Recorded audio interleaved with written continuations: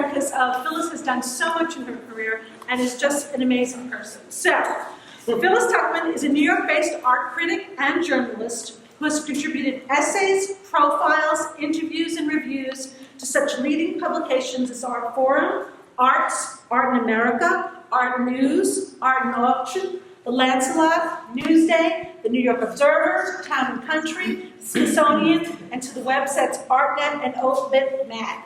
She studied art history at Boston University and the Institute of Fine Arts, New York University. She is the former president of the International Association of Art Critics, US, and has taught at the School of Visual Arts, Hunter College, and Williams College. The Getty Museum Archives recently acquired the tapes of more than 45 interviews with artists that she conducted in the 1970s and 1980s.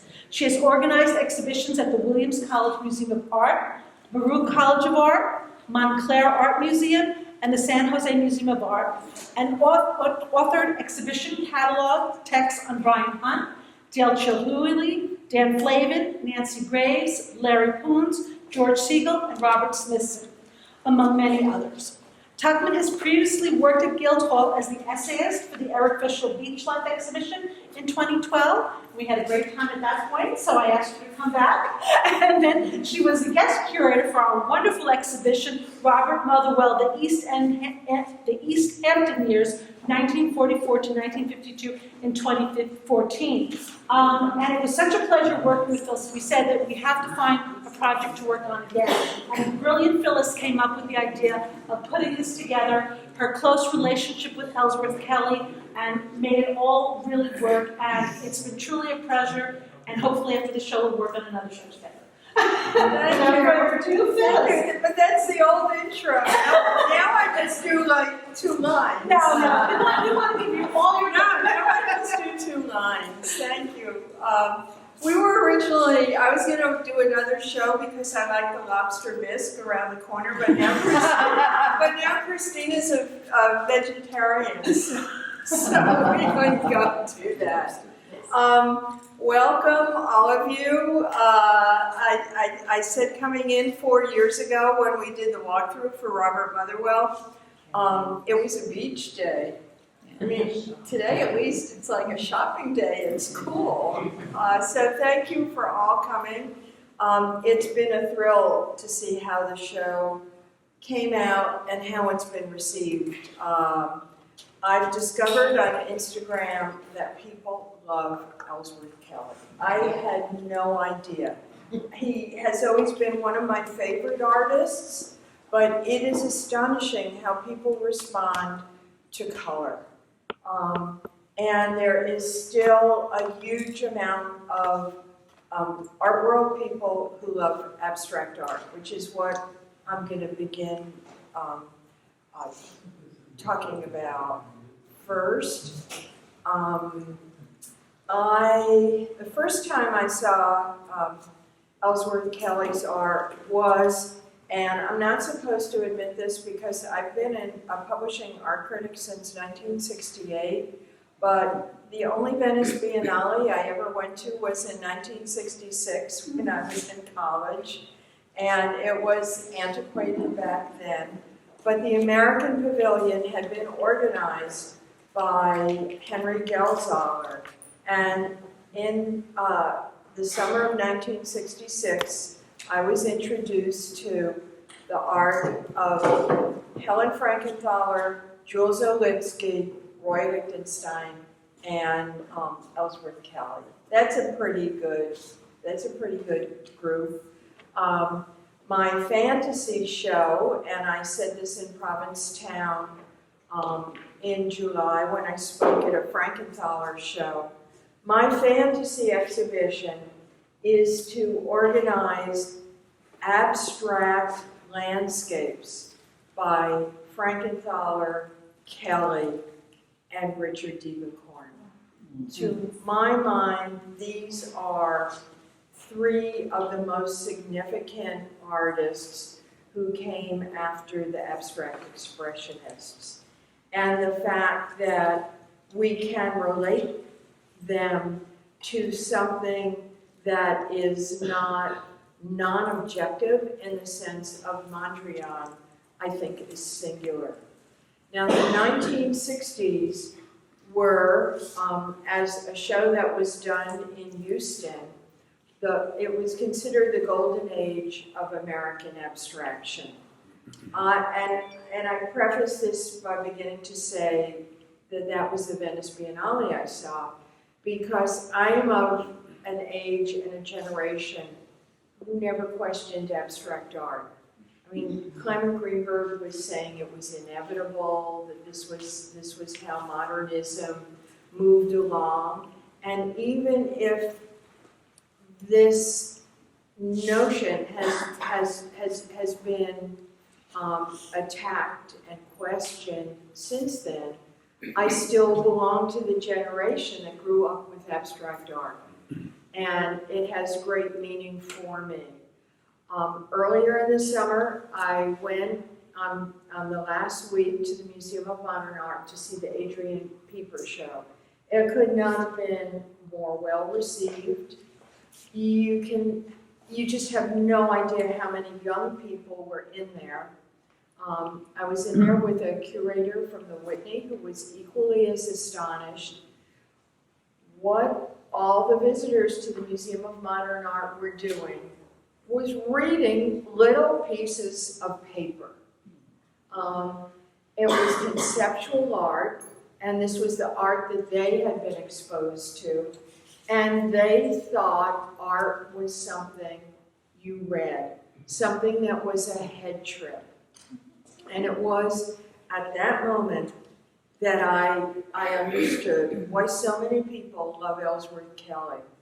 No words. No words. It addresses us to our hearts, our guts. It comes into our eyes. There's no need to transform it into something, even though I'm going to try to talk about it today. And it's this kind of art that can change our lives. Because you know you're a better person. You know that you have had an experience with a painting that is comparable to falling in love. It's just in a whole nother level. And I think some of the disappointment I have with younger colleagues today is that the great teachers sort of fell by the wayside. And the great teachers grew up, the new teachers grew up believing conceptual art was art. So that's where I'm coming from, folks. This is kind of this room was kind of astonishing for Christina and I to experience, because you need so little art to fill it up. The art just is so magnetic and direct. At the night of the gala, you have no idea this was an Instagram space. And four women in red dresses were trotted out to stand in front of this gorgeous painting from the Whitney Museum. We had a lot of trouble borrowing art. Ellsworth's paintings are very fragile. And a lot of museums were worried about the possibility of their being scratched or in some way not being returned in pristine condition. I'm very good at begging for art. When we had the Motherwell show, we got every single painting I asked for, even though we had had many rejections. But many years ago, 1973, I did a show at the School of Visual Arts, and I wanted to borrow a Donald Judd from the collector Eugene Schwartz. And he had me bring Judd a piece of paper that said if his sculpture was damaged, Judd would fix it. So, of course, it was damaged and Judd didn't fix it. So I learned you don't borrow art that's kind of risky. I think we're very lucky on that wall, the yellow-red, and the study for a painting that is in the Museum of Fine Arts.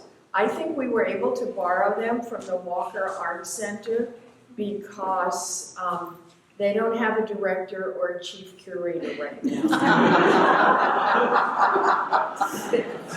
That's great. We have this painting from the Whitney because we borrowed a gorgeous Motherwell from them, and I have a long-time relationship with everyone there, so I think we got that. And this painting from the American Art Museum known as SAM in Washington, D.C. They originally turned us down, and the whole time that I have been using the Archives of American Art across the street for years, they took this off the wall for us. And I hope they're going to be happy because we thought we were going to be reuniting all the paintings in the photograph that's in the video room, but we learned we couldn't do that. But they were very kind. They gave us this one, and Paula Cooper lent us the painting to the right of the door, which was also in that absolutely astonishing photograph of Ellsworth posed with the paintings he made in the summer of 1960. These two works and the painting to the left of the door are studies. And I thought maybe we were lucking out, and this was the first exhibition to show studies by Ellsworth Kelly, but that's not so. But I can at least point out to you that they're studies, and that he didn't just,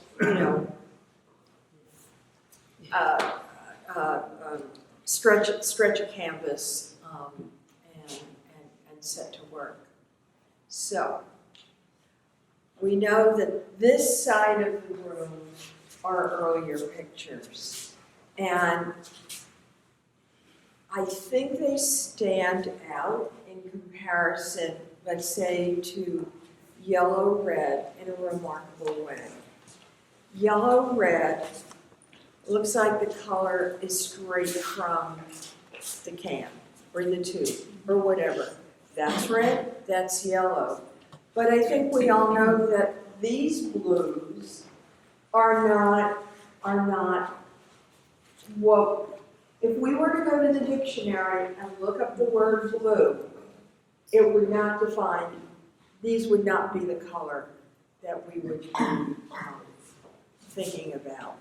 Ellsworth Kelly was born in 1923, and I should point out, we also think we had trouble borrowing some paintings because it will be his centennial in 2023, which is for a museum show right around the corner.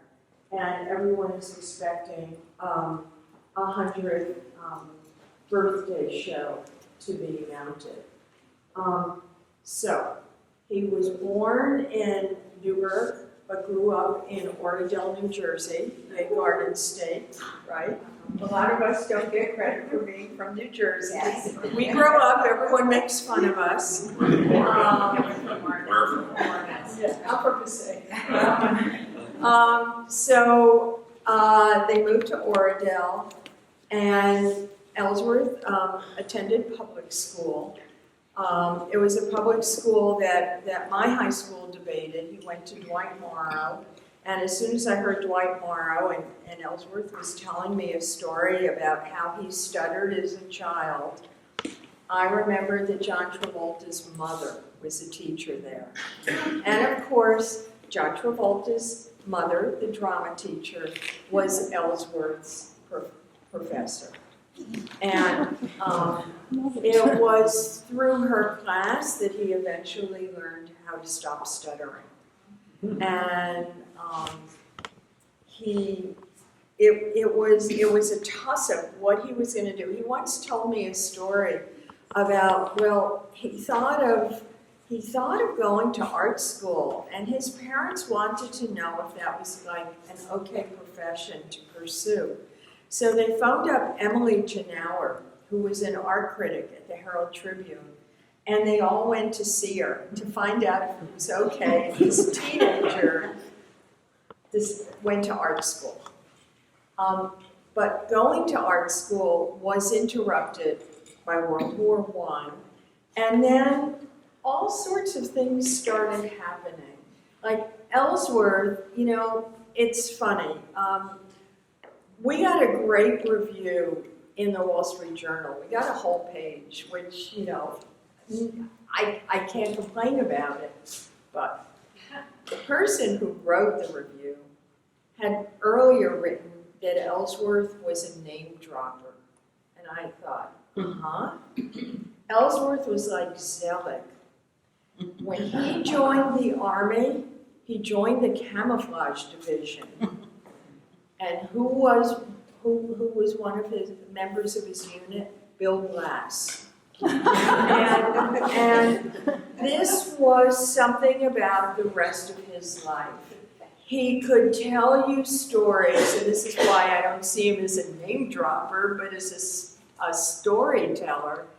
He could tell you the most amazing experiences he had with Alexander Calder or Miro or countless other great names.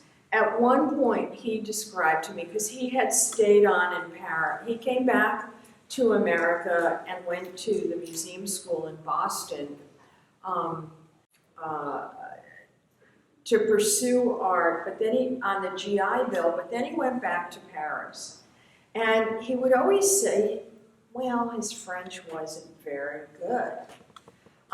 It didn't keep him from being at opening night of Waiting for Godot. I mean, it's hard enough listening and watching Waiting for Godot in English. He was there in French.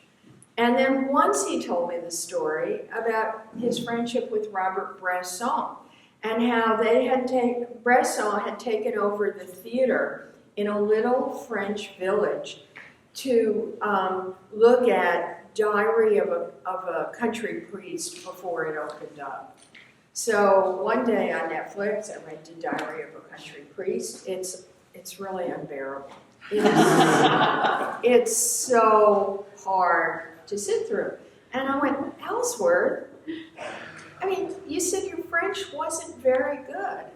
Well, it wasn't that bad. So I'm bringing that up because this is an artist who was exposed to the best of American art and the best of French art at a very wonderful post-war moment.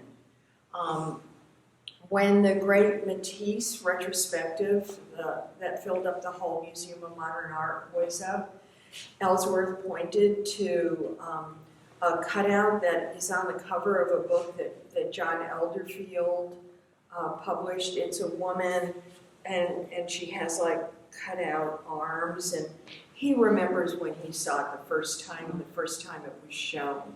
So he was very attuned to everything.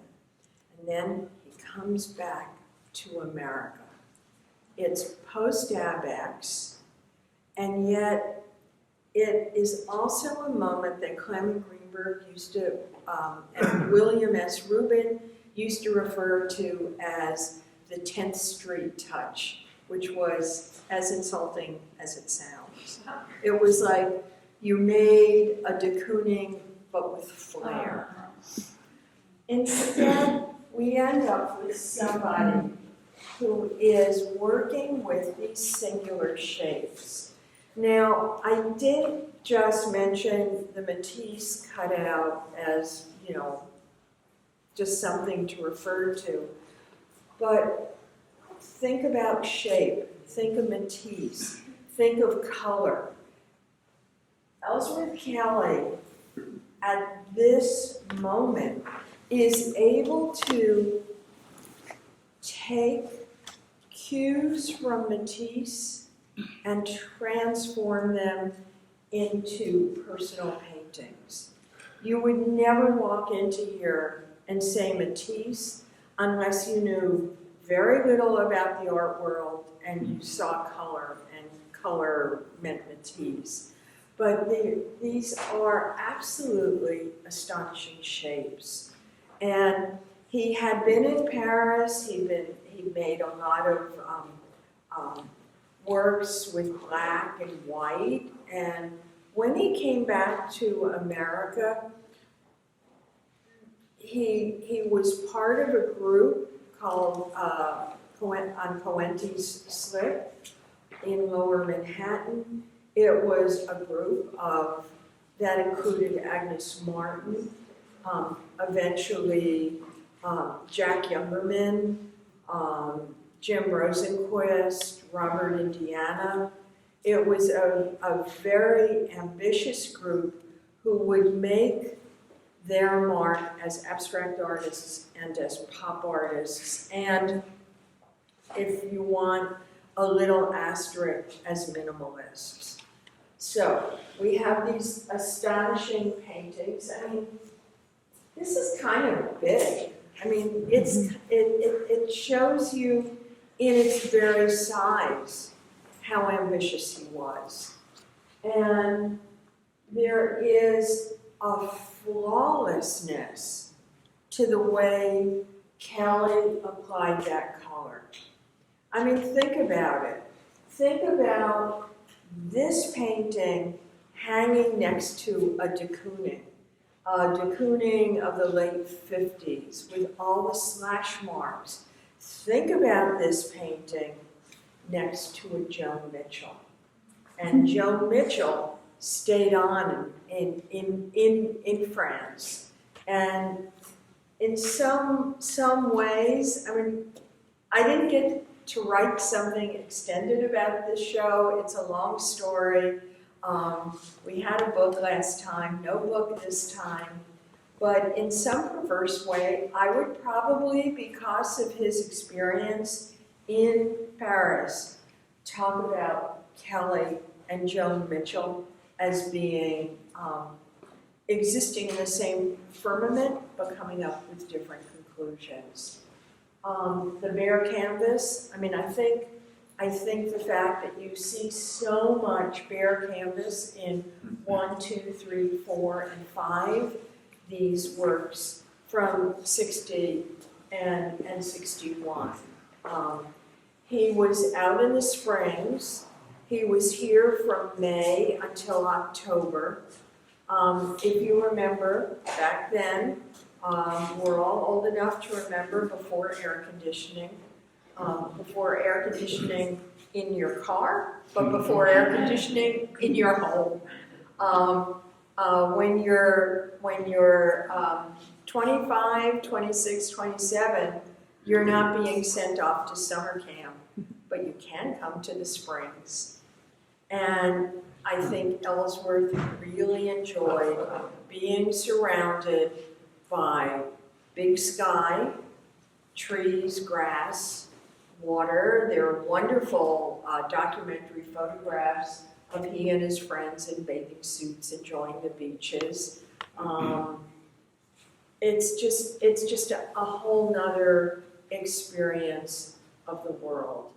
I was kind of astonished when we finally saw Paula Cooper's painting, which she was the first person to say yes. She is just a lovely person, even without lending us the painting.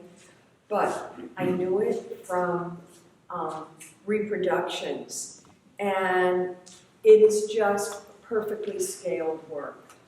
That is I think one of the most astonishing things about it. were you amazed when it came in and it wasn't like the size of the Whitney painting? Because Ellsworth had a gift. He was like a complete artist. He was he had a gift and he shared it with us as an artist. So this is a wonderful time, 60, 61. American art is a little stalled. It's not quite, the pop artists haven't quite yet gelled. Minimalism doesn't sort of appear until 65 and then really 66. And so this is a trail that he is blazing. But he's also looking around him. In 1959, he was in one of the great exhibitions that Dorothy Miller did at the Museum of Modern Art. 16 Americans, 12 Americans, 14 Americans. She used to do these group shows. And in 59, he participated with Frank Stella. And Frank Stella is about to start making shaped canvases. And Kelly completely recognized the brilliance of the shaped canvas.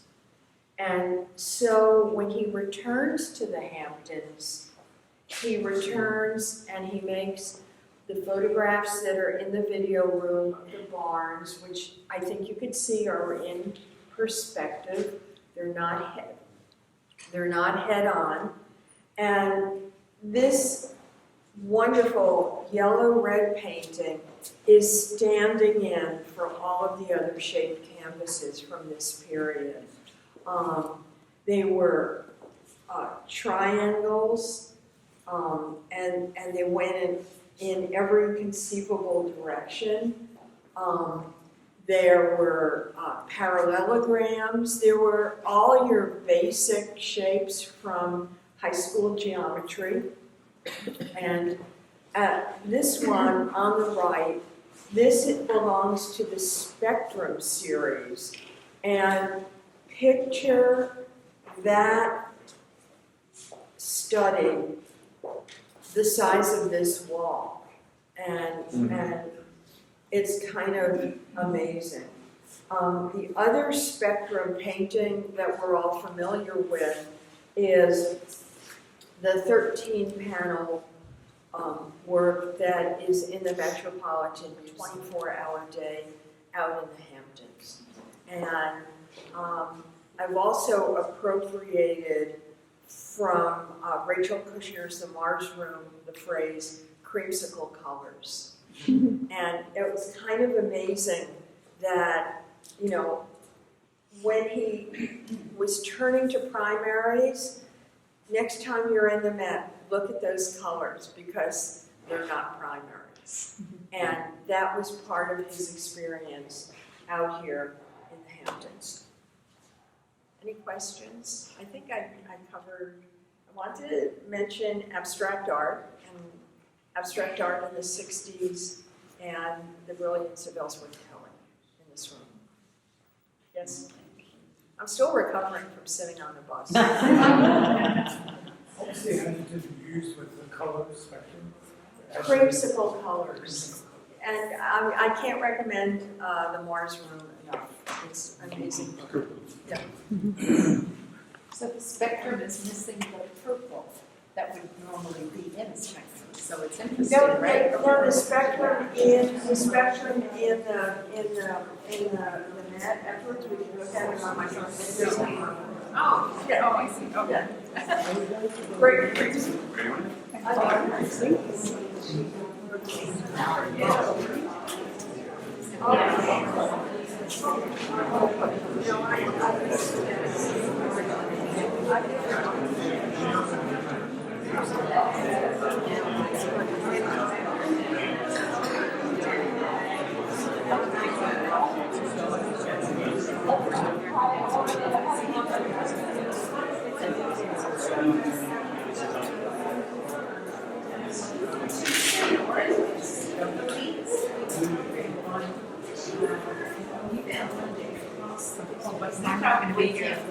taking a bit of a, No, I'm taking all kinds of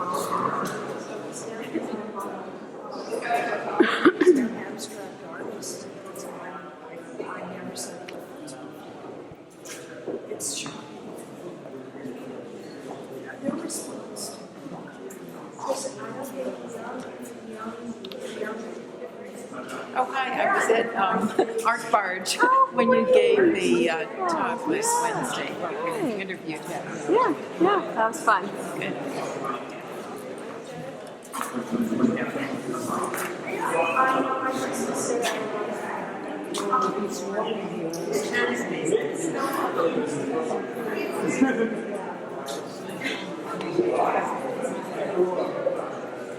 Oh, you weren't here? Can you go for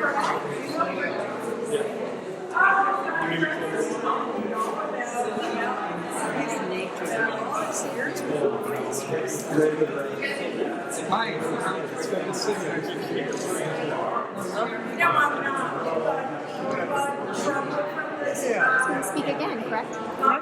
She's going to speak again, correct? Yeah. I think people don't really know.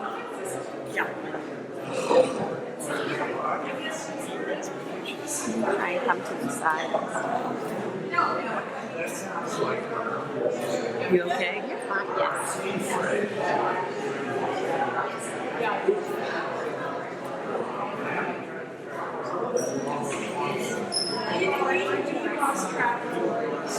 mean, that was part of our conversation.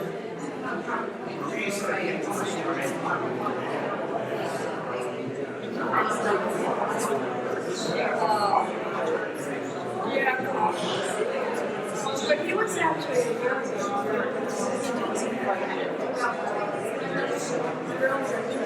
my cousin, my first cousin, was editor of publications at Hamptons. So I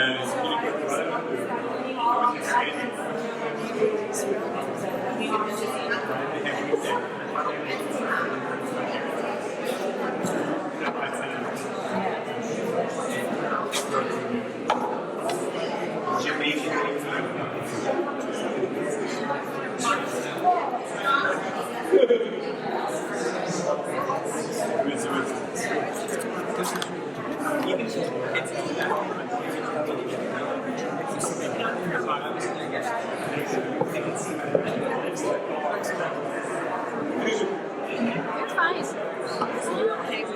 Completely fine. I'll move around you, don't worry.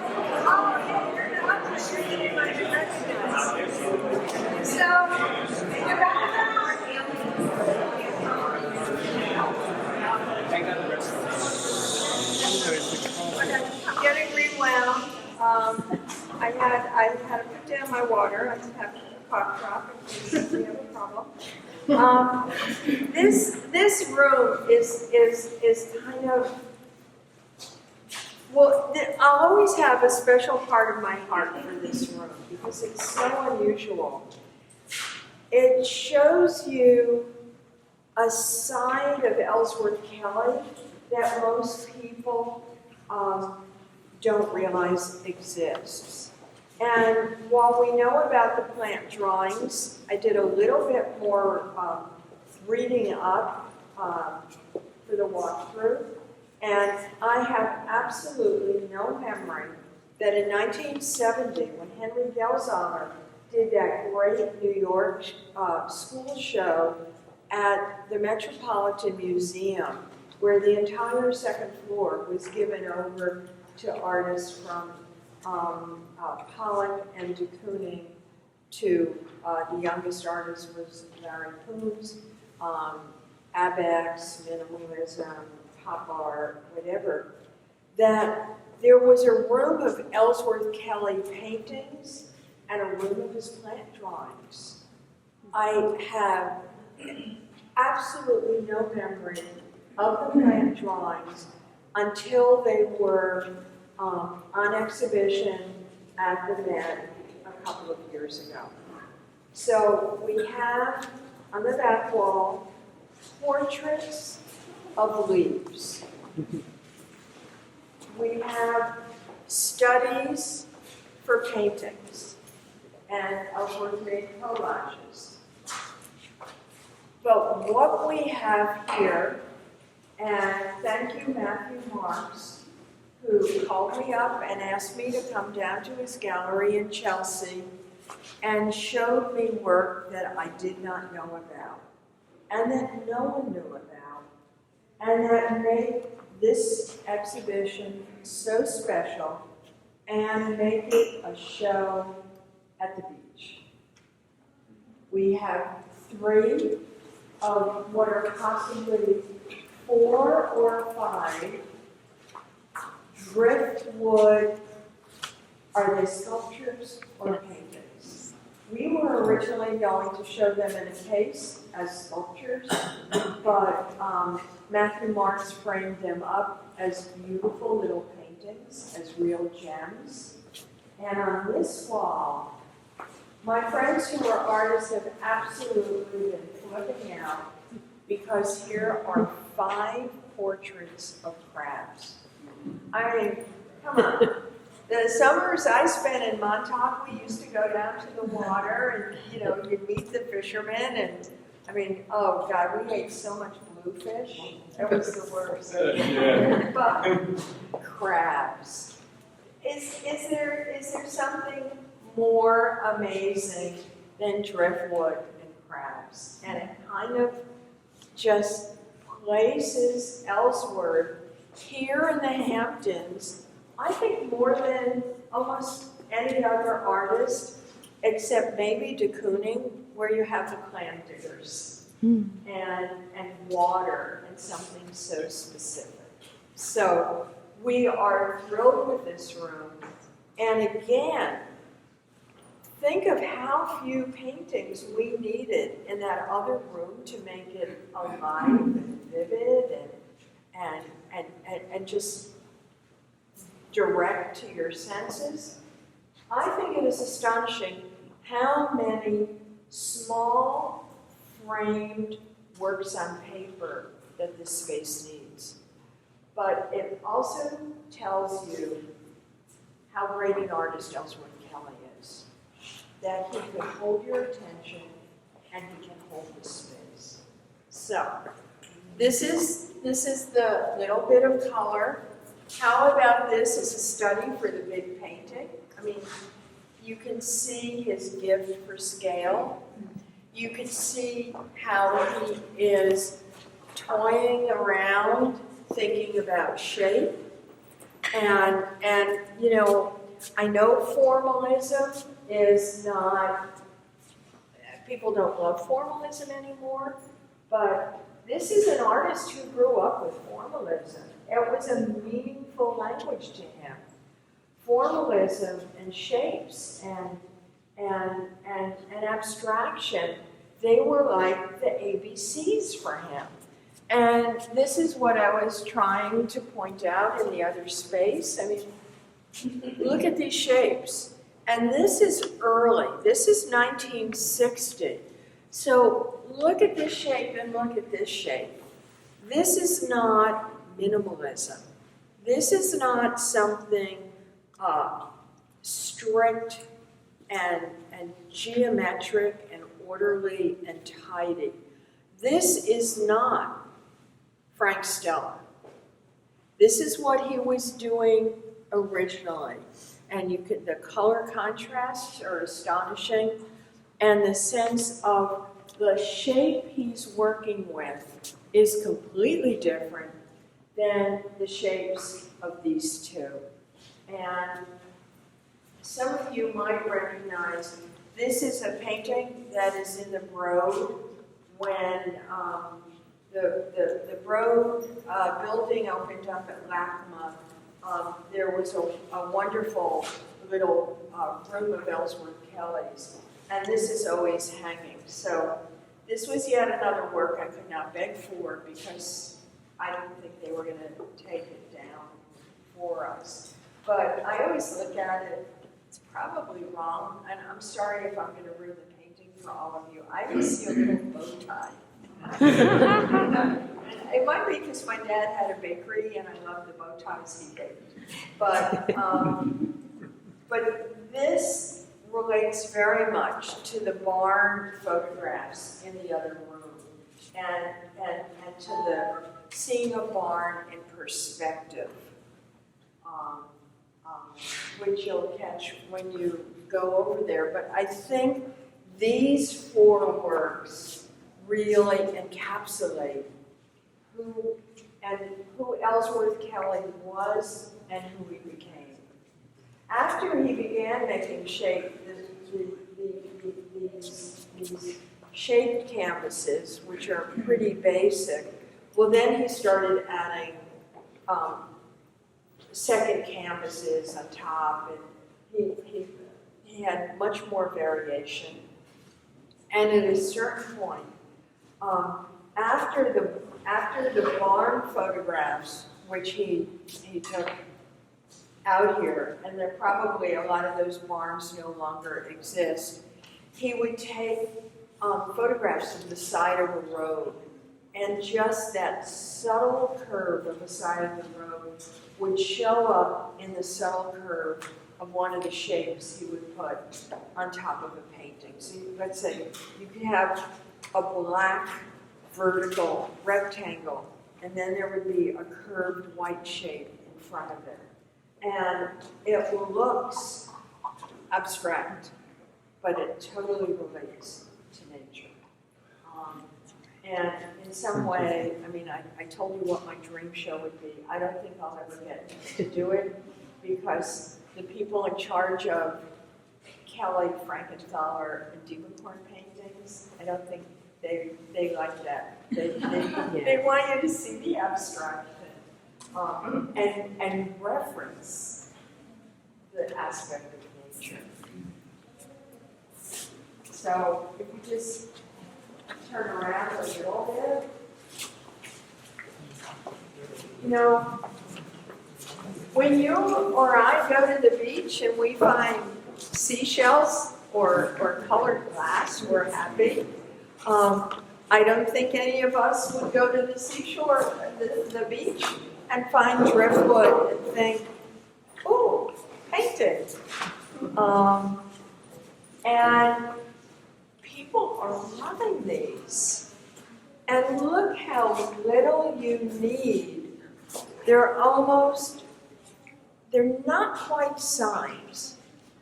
They are,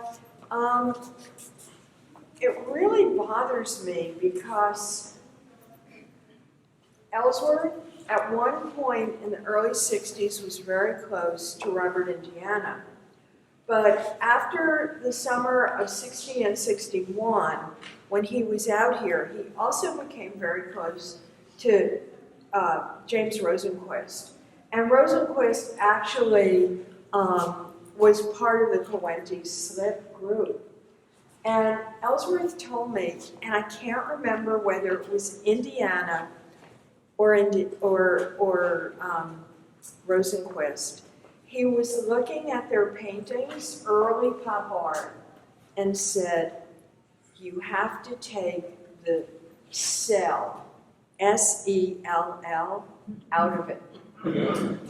They weren't making advertising. I mean, as I'm telling you this, it makes more sense for Rosenquist because he was painting those big billboards. But I'm bringing it up because there's no cell here. And it's a very casual abstraction. You would never look at this. You'd never look at this and say, Mondrian. You'd never look at this and think Barnett Newman. But this is something that he's doing. This is who Ellsworth Kelly is in 1960, and it's kind of astonishing. It's just so simple and comes from being at the beach. Now, the Kelly people have been kind of cool. You know, they've been asking us all sorts of questions. They're doing research on this period because this is a moment in his career that just got overlooked. And it was easy enough to overlook. I only recently found out, I think just like when the show opened, that he was out here from May through October in 1960. And they had the name of a cottage in the Springs where he stayed. And the name, the road address is correct, but it's court and not street or whatever. And I think we have the right place where he was. And it's called somebody's cottage. And so the Kelly people were kind of cool. They were like, oh my God, well, maybe we could get a map from the Library of Congress. I said, you don't have to contact the Library of Congress. We have Helen Harrison. I swear to God. Helen, of course, came through on one thing I'm going to bring up, but on this cottage, she was, oh, no. You must contact so-and-so. So I contacted somebody who said, oh, no, my cousin can tell you. So, I mean, if you tell me, I'm not quite saying it right, Magdid's Cottage. Okay, it sounds like a motel to me. I don't know. It turns out that this was a couple, it was a moment when if you needed money, you converted your garage or your barn into quarters that someone could rent. And it looks like that's what happened here, because the cousin wrote back and knew exactly what the financial situation was of these people whose name was off by one letter.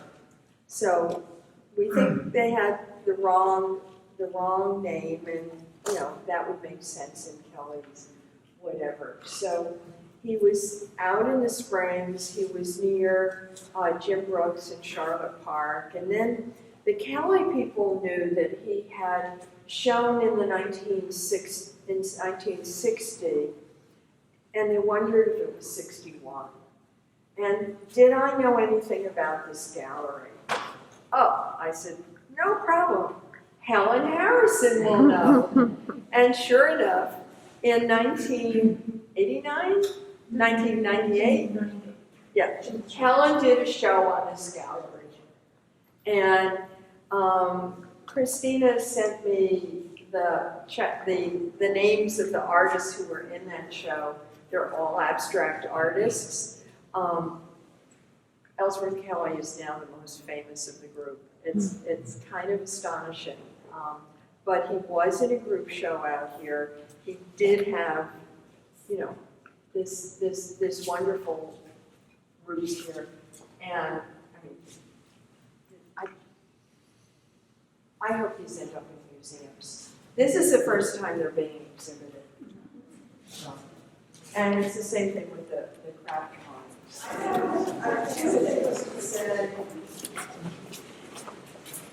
Actually, I'm sorry. I didn't think I was going to have anything to say to any of you tonight. So this is, sometimes I feel like I'm one of those toys. I think my best friend thinks I talk too much. Just wind me up and I'll have something to say. Looking at these contour drawings, I'm going to tell you one story, then I'm going to come back to these particular works.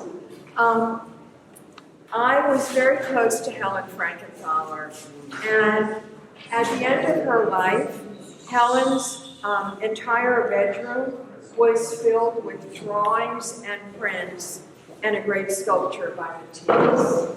And so even when she was very ill, she was surrounded by Matisse. But there was one moment that was very exciting. She had a beautiful head, and she showed me exactly with her finger how Matisse made the drawing. Now this is relevant because 4 years ago we had a video with the Motherwell show, and son of a gun, Bob Motherwell had a Matisse, And he showed you in the video exactly how Matisse made the line drawing. Well, of course Ellsworth Kelly had Matisse. And of course Ellsworth Kelly did the same thing. He showed me with his finger exactly how Matisse drew that head.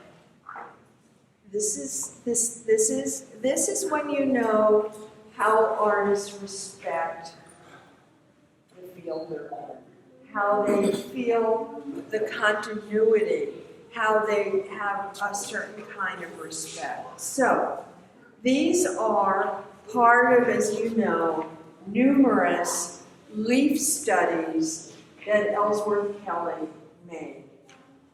One, they're interesting to think that he was like, you know, we walk through leaves and we kind of want to get rid of them.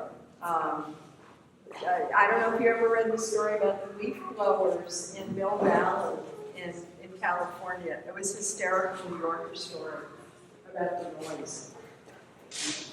Ellsworth's grandmother got him involved in bird watching. He had a real love for bird watching. He knew all that stuff. I mean, E.C. Goosen, when he wrote his big coffee table book, he connected Kelly's love of color to bird watching. I think it's interesting that somebody who loved bird watching didn't make portraits of birds, he made portraits of leaves. So, one of the things, so we know now that he can show you how Matisse drew, and that's fascinating. These are just, I mean, they're drop dead gorgeous. Okay, so this one belongs to a series called Wild Grapes. And there are a bunch of them. We had a choice of other ones, and I would like to say thank you to Jack Shear and the Kelly Foundation, who framed everything for us. These are the frames that they thought would be best for the work. So, Wild Grapes. These don't look sentimental, right? They're portraits of leaves, and they match his abstract art. Except 2 days ago, I was reading a review, an old review from the New York Times. And it seems when Ellsworth was fetching the grape leaves in 1960, de Kooning rode past him on a bicycle. And he always identified the grape leaf drawings with de Kooning. Yet another kind of sentimental aspect of why this show had to be here.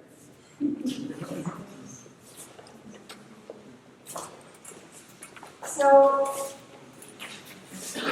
when we had a choice of art to pick for the exhibition, you know, I thought this looked beautiful. It was nice to have a watercolor. It is kind of astonishing that when you're at the door, this holds the whole space. But I was fascinated when I took a lot of details of this, and it's kind of interesting. And you see how much this is almost more of a self-portrait than a portrait of the grass, in the way the brush marks all have some other, you know, identity here. It's just a terrific work of art. And I mean, we're going to end on the crabs. I mean, astonishing, right? I mean, Walt Disney or Pixar. Pixar couldn't do better than this one. And those two eyes. In a way, you can see why Kelly never really showed them, why he didn't want them with the plant drawings at the mat. They're just really strange. They're very personable. They show a side of his art that in a million years you would never suspect that was there. I mean, come on. I look at this, and you see the mouth. I'm sorry if I'm ruining this for you, so I won't do it with the other ones. But you see the mouth, you see the two eyes, you see the little beard. I mean, have you ever seen a crab look like this? I mean, if you saw a crab that looked like this, you wouldn't eat it. It's just, and the fact that he kind of makes you feel like they're leaves and they're on stems. And they're just so wacky. And it's nice to see that in this room, the many sides of Ellsworth Kelly. And I mean, Christina, you must feel the same way I do. You come in here and this is everything you never knew about Ellsworth Kelly. So thank you, and we love sharing the show with you.